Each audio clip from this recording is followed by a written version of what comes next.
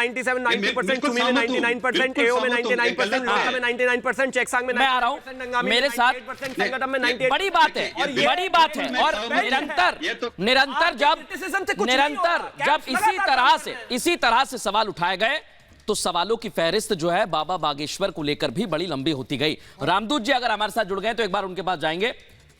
मैं फिर से कोशिश करूंगा। बेनीवाल साहब मैं आपके पास आ रहा हूं, उसके बाद डीपी शास्त्री जी आपके पास आऊंगा। सनल साहब बोल रहे हैं कि जो भूत प्रेत भगा रहे हैं, जो जादू टोना किया जा रहा है, ये उनके शब्द मेरे नहीं है, ये नहीं होना चाहिए। ये जो है लोगों के साथ धोखा है। इस पर बेनीवाल साहब क्या कहेंगे आप? क्या वहां पर दावा ये किया जा रहा है कि भूत प्रेत भगा रहे हैं? देखिए बिल्कुल नहीं, गलत बात है ये बार बार ये कह रहे हैं।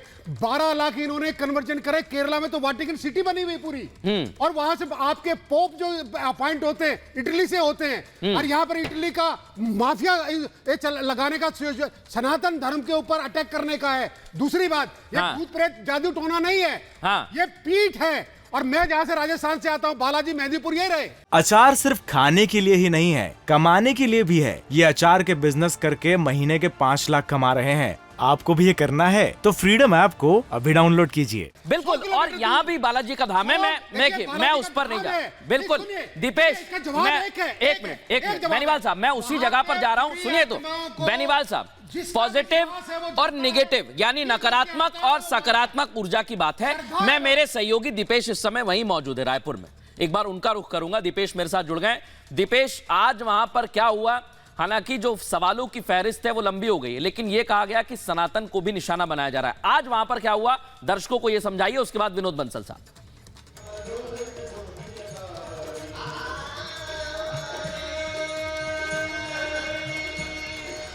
बोलिए दीपेश।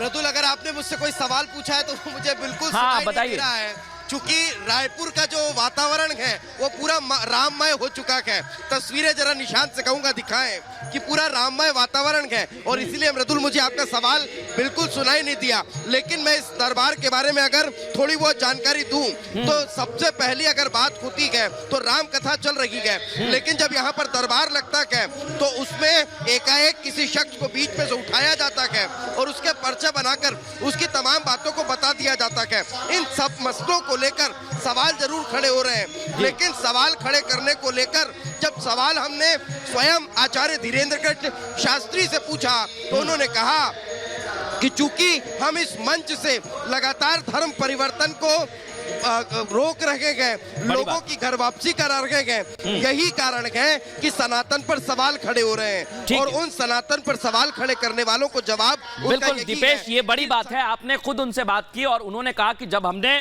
सनातन पर बात की, धर्म परिवर्तन को लेकर आवाज उठाई, तो हम पर और ज्यादा हमले किए गए। अचार सिर्फ खाने के लिए ही नहीं है, कमाने के लिए भी है। ये अचार के बिजनेस करके महीने के 5 लाख कमा रहे हैं। आपको भी ये करना है तो फ्रीडम ऐप को अभी डाउनलोड कीजिए।